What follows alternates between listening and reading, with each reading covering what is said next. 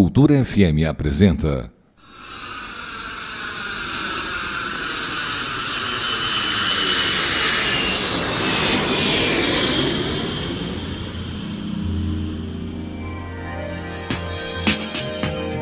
Embarque na Cultura, um programa produzido em parceria com o Departamento de Turismo da Unicentro e com o apoio cultural da agência IVT, Irati Viagens e Turismo.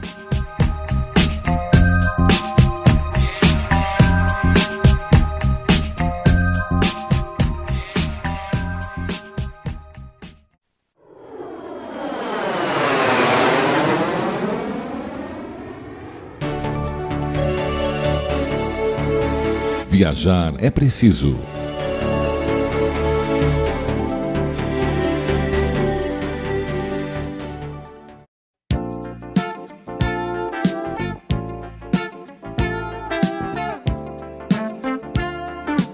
Bom dia, ouvintes da Rádio Cultura. O tema de hoje do bloco Viajar é Preciso é acessibilidade em viagens aéreas.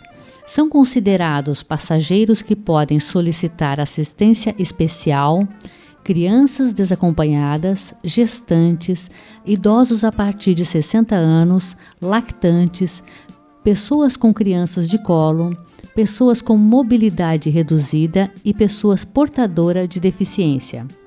O embarque dos passageiros que necessitam de assistência especial será realizado prioritariamente em relação aos demais.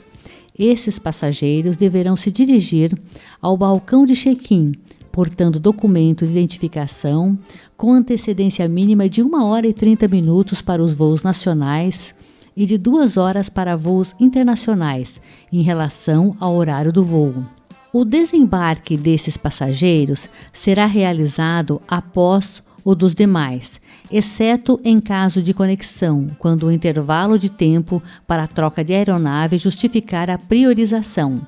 Esses passageiros devem comunicar a necessidade de assistência especial à empresa aérea no momento em que fizerem a sua reserva, ou pelo menos horas antes do embarque, para que recebam a devida assistência.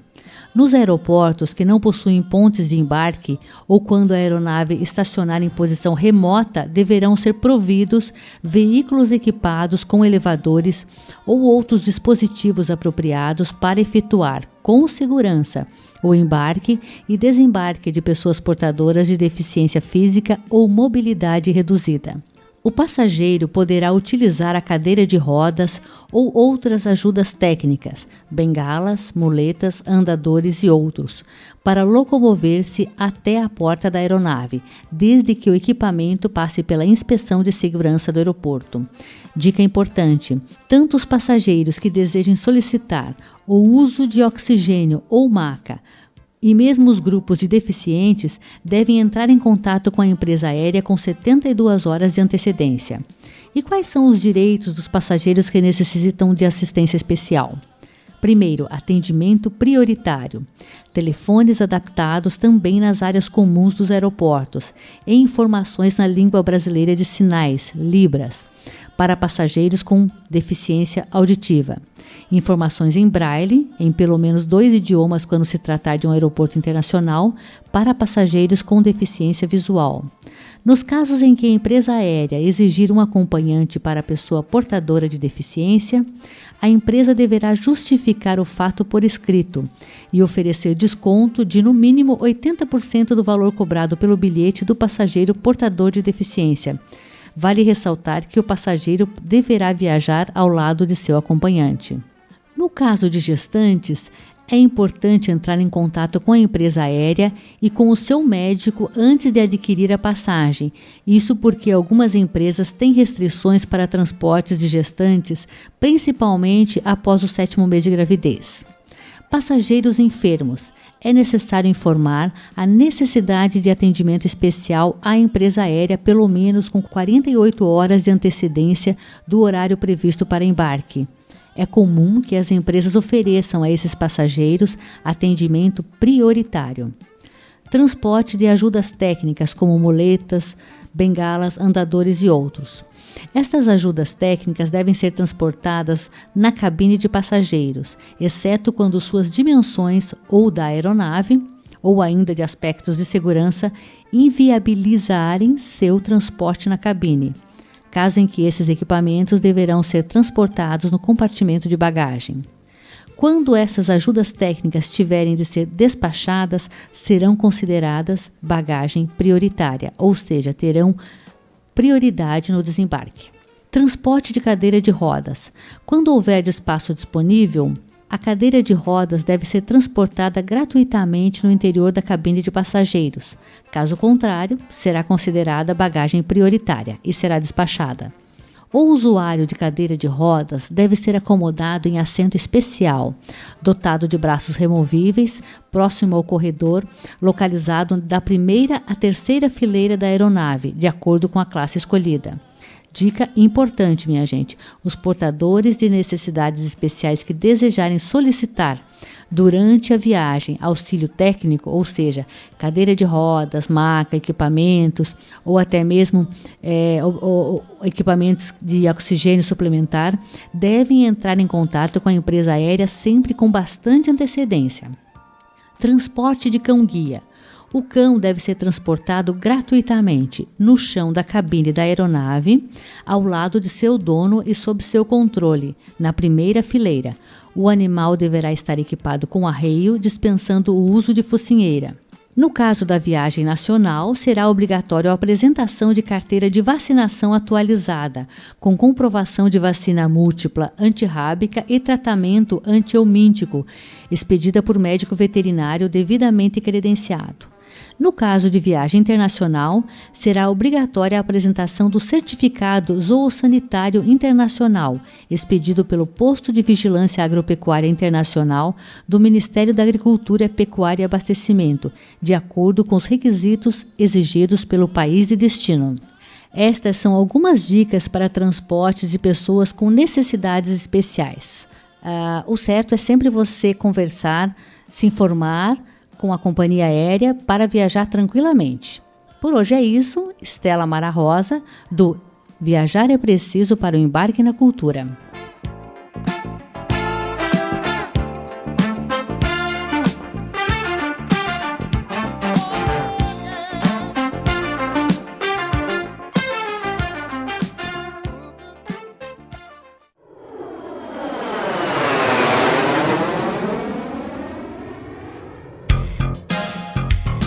Viajando com a Cultura.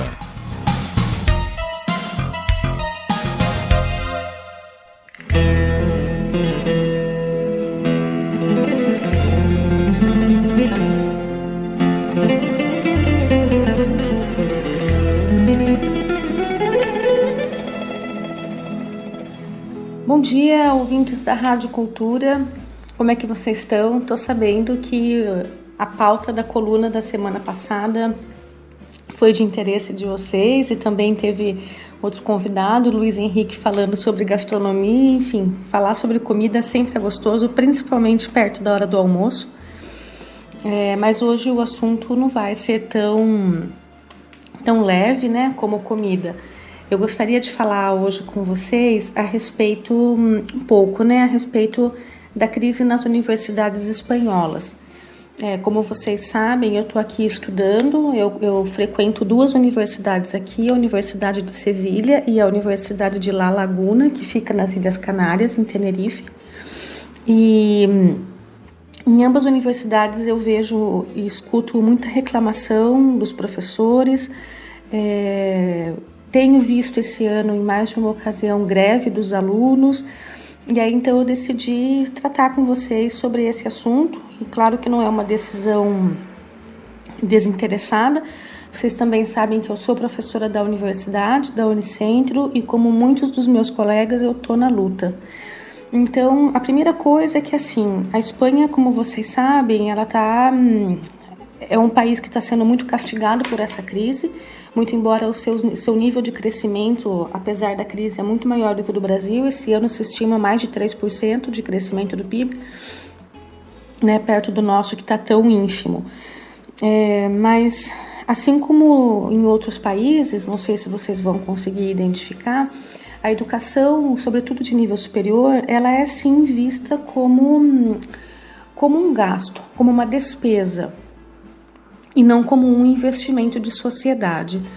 Então, desde que essa crise chegou com mais força aqui, 2010, 2011, os colegas das universidades estão sofrendo severos cortes e dificuldades muito grandes.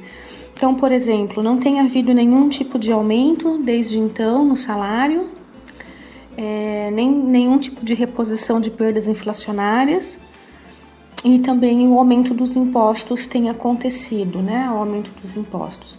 Então, os professores têm visto muito de perto o que é ter o seu salário encolhido realmente pela crise. Não bastasse isso, na medida em que os professores vão se aposentando, não abrem novos concursos para que essa vaga seja reposta.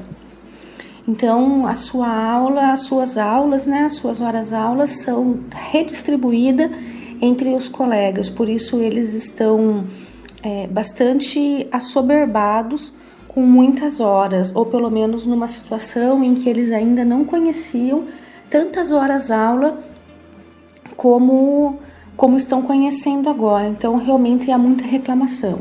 Então, talvez as pessoas que não façam parte do meio acadêmico não tenham conhecimento, mas para o professor universitário, o tempo em sala de aula é um tempo importante, mas ele não é o único tempo que a gente tem que cumprir dentro da universidade.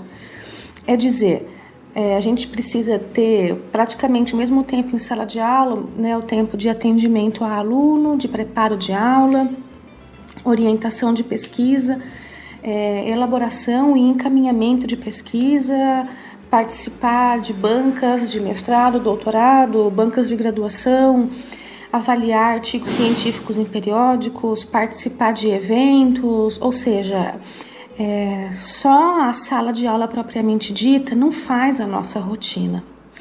Então, por isso, aqui não é diferente, embora o número de pesquisas tenha caído sensivelmente, porque o orçamento para as pesquisas também tem caído sensivelmente, existe realmente uma queixa muito grande por parte dos professores sobre essa situação. Além disso, esse ano, bem no início do ano, o Ministério da Educação lançou um decreto que dá a possibilidade das universidades reduzirem o seu tempo de graduação. Então, nas graduações aqui na Espanha, elas não tinham menos do que 4 anos.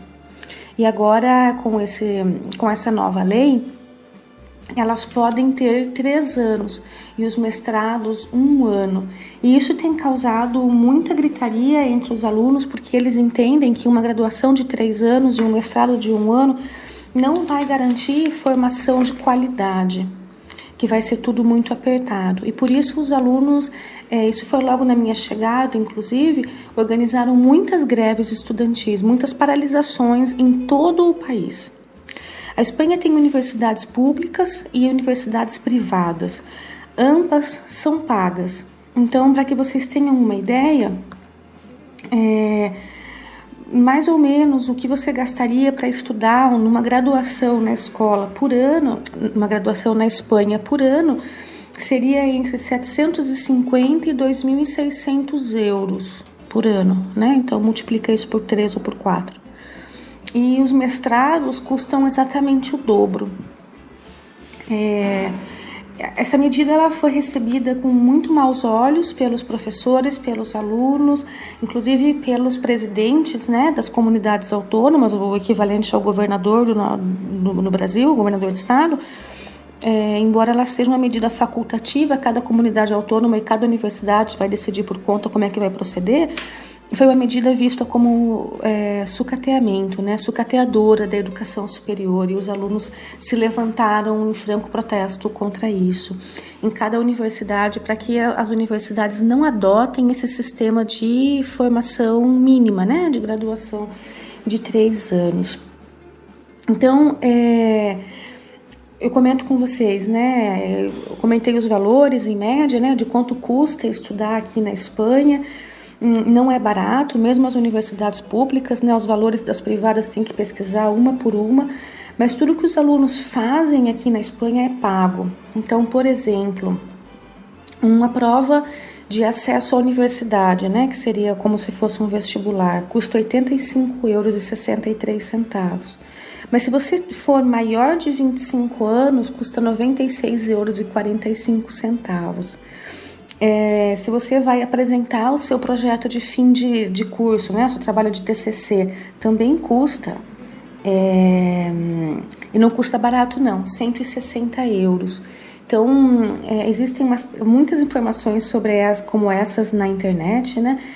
Da onde eu pesquisei, inclusive, existem muitas taxas e é pesado para eles, não é barato, porque o nível de desemprego está muito grande, a inflação está grande.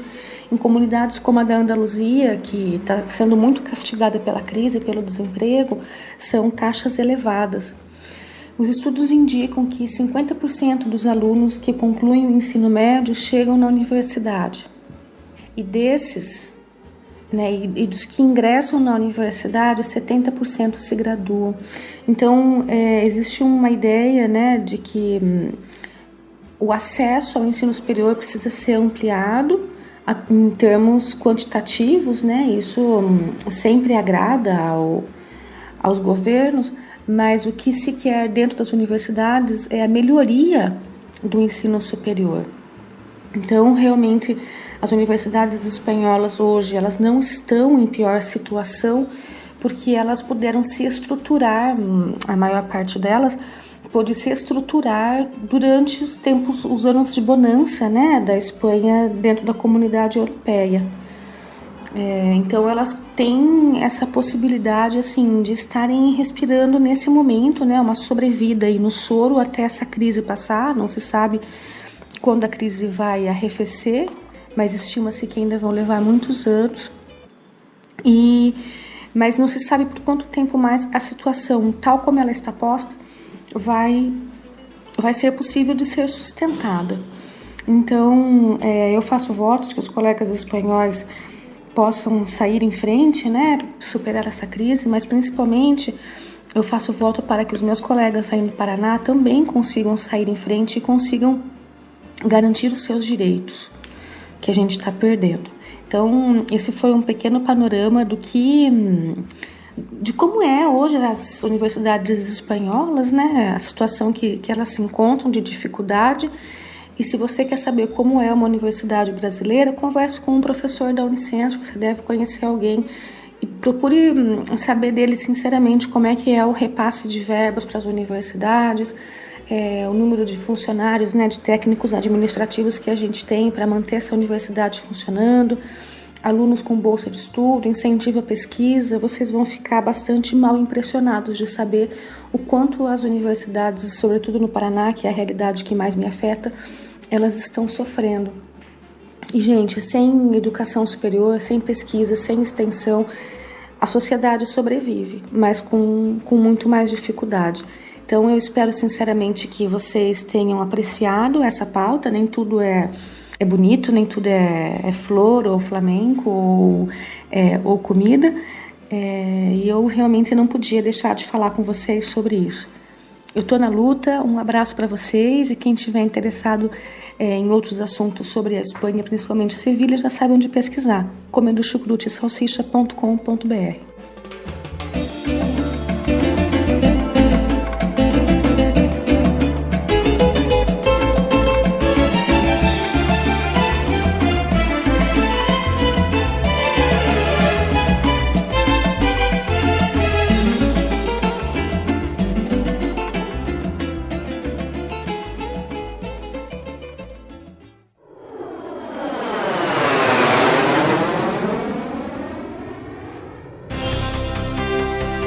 Profissão Turismo.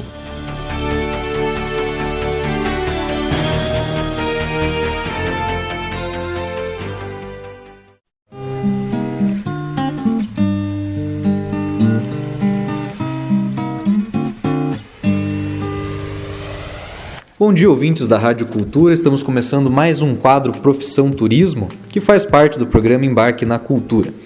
Hoje a gente está conversando com a Carla Caroline Holm.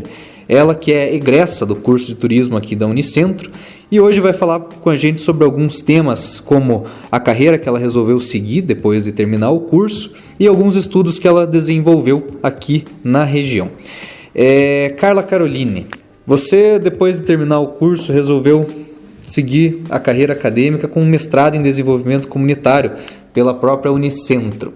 Por que seguir a carreira acadêmica e não talvez começar a trabalhar numa empresa como outras pessoas que se formam nesse curso fizeram? Como é que foi essa tua escolha por fazer um mestrado e hoje está atuando como professora de turismo lá na Unespar, né? O que te levou a essa escolha depois de se formar? Primeiramente, bom dia a todos os ouvintes.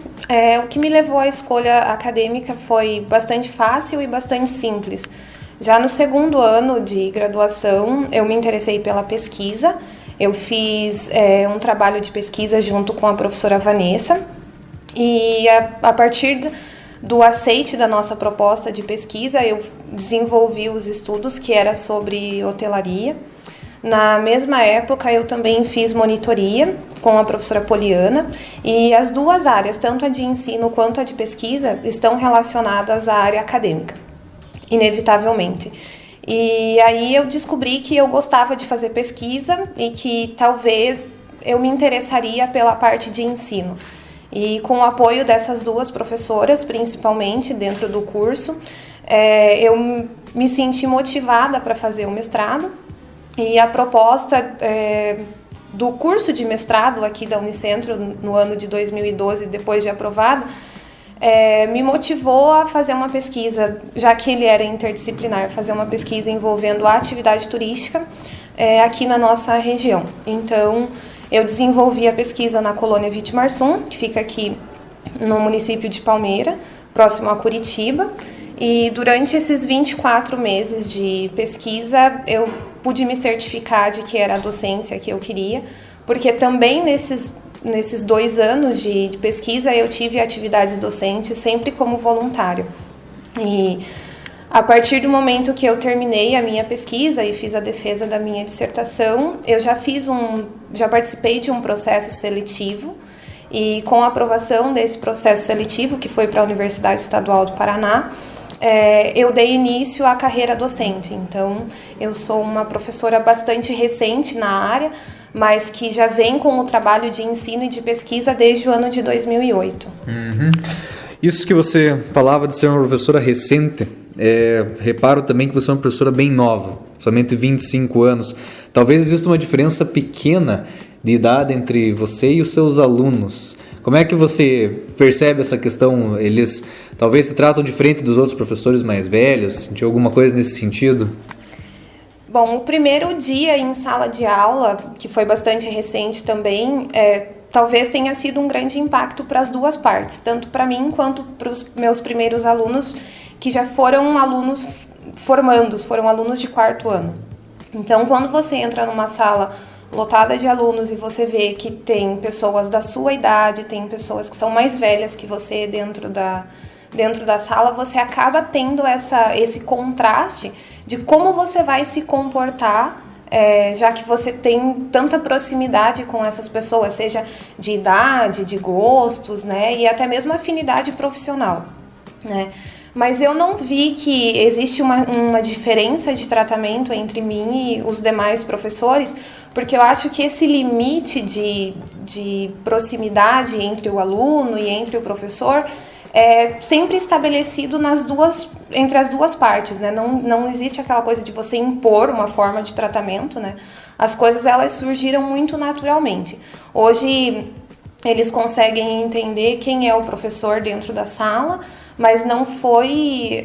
eu não trato eles como alunos de colegial, de primário, porque eles também sabem que lá eles já são adultos.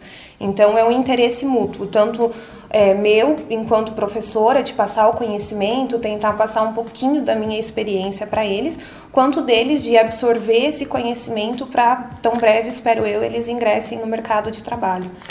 Muito legal, esperamos que seja muito bem sucedida aí nessa área, nessa profissão como professor, esperamos que continue desenvolvendo pesquisas, faça um doutorado, enfim, continue evoluindo.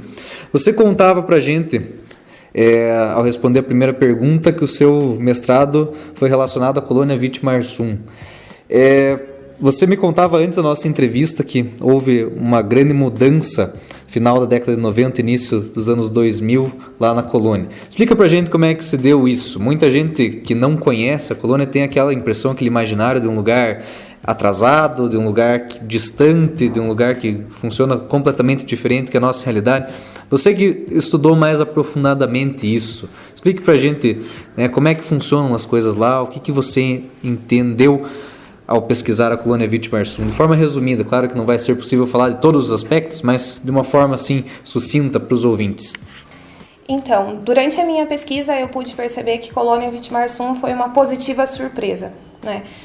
Sobre duas diferentes perspectivas. A primeira, a aceitação de uma pessoa que até então não conhecia a comunidade e entrar e fazer a pesquisa. Então, a partir do momento que eles abriram as portas das suas casas, dos seus empreendimentos, então isso foi uma surpresa bastante positiva. E a segunda surpresa positiva foi saber a qualidade de vida e a qualidade das coisas que tem nessa comunidade. Então, nos anos 2000, eles passaram a incorporar o turismo enquanto uma atividade econômica da comunidade.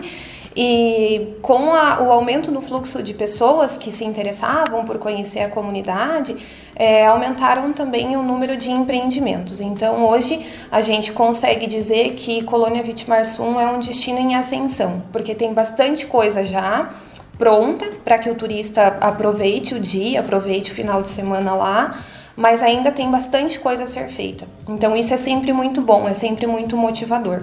A comunidade, ela era uma comunidade um pouco fechada por se tratar de alemães, menonitas, né? O ser menonita é uma crença religiosa, então, para além do ser alemão, eles são antes pessoas tementes a Deus, né? Então, é isso que configura a comunidade e é isso que deixa a comunidade ser distinta de outras tantas que migraram aqui para o Paraná.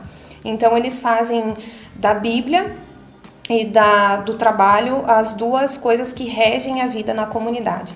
Então, eles têm um espírito de bastante fraternidade entre os moradores e eles, de fato, vivem enquanto comunidade. E isso é passado para as pessoas que vão lá, porque você tem harmonia entre as pessoas, entre pessoas e ambiente, e isso torna a experiência turística muito valiosa. Muito bem. Eu, como leigo, posso recomendar ao pessoal conhecer lá a lanchonete do Cleaver, um lugar muito bacana, assim, muito receptivo, como qualquer comunidade do interior, muito calmo, muito tranquilo, uma comida boa. Mas como leigo, né, como eu disse, você como alguém da área do turismo e alguém que, sobretudo, pesquisou especificamente a colônia, o que eles têm lá que possa chamar a atenção de turistas daqui, os ouvintes que estiverem ouvindo, para se interessar a ir lá e fazer parte desse desenvolvimento, dessa ascensão pela qual passa a colônia? Enquanto uma pesquisadora da comunidade, mas também uma grande admiradora da colônia, eu sem dúvida recomendaria a gastronomia, né? Então, a gastronomia da comunidade ela pode ser apreciada, eu diria, tanto num almoço, quando você vai comer um Eisbein, que é o joelho de porco, que é o prato carro-chefe da comunidade, uma delícia à parte. Você pode, depois de comer muito bem no restaurante Bauernhaus, por exemplo, ou nos Sabores da Colônia. São os dois restaurantes que servem esse prato e que administram majestosamente a receita. Eu recomendaria. Você pode fazer passeios à tarde com a equipe do Ricardo Philipsen, que tem uma empresa de aventura. Então, eles fazem caminhadas, fazem passeios por toda a comunidade, então é uma experiência de contato com a natureza muito boa. Depois disso, você pode tomar um delicioso café da tarde na confeitaria Cleaver, na confeitaria da Dona Edith, na Edith Koffhoff. E você, depois disso, ainda tem a experiência de conhecer todo o cenário, bastante bucólico da comunidade e que relembra muito em todos os aspectos, seja de arquitetura quanto de paisagem mesmo, os moldes da Alemanha, porque esses vínculos que eles têm com o país de origem, eles conseguem ser mostrados para aqueles que visitam também na pintura das casas, no enfeite, no cuidado com a paisagem da comunidade. Então, são muitas flores, muito cuidado com a grama, com a criação. É um ambiente bastante bem planejado, eu diria, e que está recebendo bastante os turistas. E eles eles expressam isso, que eles desejam ficar bonitos, bem apresentáveis para receber as pessoas, para que as pessoas também se sintam bem naquele ambiente. Muito bem, acredito que bastante esclarecedor para quem ainda não conhece, convidativo da mesma forma. Carla Caroline Holm, a gente teve essa agradável conversa sobre sua carreira após finalizar aí o curso de turismo da Unicentro e também sobre a sua pesquisa da colônia Vitimarsum. Mais alguma mensagem que você queira deixar aí aos nossos ouvintes a respeito do tema que você quiser, sinta-se livre. Bom, eu acho que seria bastante interessante recomendar aos ouvintes que conheçam o curso de turismo, que conheçam as atividades que são desenvolvidas dentro da universidade e que também busquem o contato com pessoas que já saíram do curso, que estão ainda no curso, para que tenha essa troca, né, de informações entre o que se vê na academia, entre o que a gente consegue conhecer a partir da academia, e que aí a gente consegue se deparar com essas lindas surpresas, como é o caso da minha pesquisa de colônia Vitimarsum. Mas cabe ressaltar que essas belezas também podem ser encontradas aqui na nossa região. Muito bem, esse foi o quadro Profissão Turismo de hoje. Você continua aí com o final do programa Embarque na Cultura.